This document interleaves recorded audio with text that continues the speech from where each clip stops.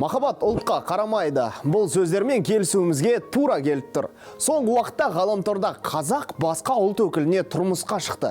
Немесе келін алды деген ақпар көп. Солардың бірі мынау. Қазақ жігіті африкалық қызға үйленді. Ақпарат Экспресс-ка сайтында жарияланды. Апай қазаққа келін болып түскен естіген қыздың інісі қатты уайымдаған шығар. Видео ғаламторда бірден таралып кетті. Аппақ орамал таққан африкалық келін ата мен енесіне шай құйып сәлем салуда. Қыздың қай өңірге келін болып түскені белгісіз, жастарға бақыт тілеп қояйық. Бұл африкалық қыздың жолы болды. Естеріңізде ме? Экспо кезінде елімізге келіп, қазақ жігітінен бала тапқан Мониканың хикаясы. Содан баланың әкесін таппай жыр болып еді ғой. Экспресс-ка сайтында қазақ жігіттерінің жолдарын ашқан өзге ұлттың қыздары туралы материал шықты. Қызық болса кіріп, қарап шық.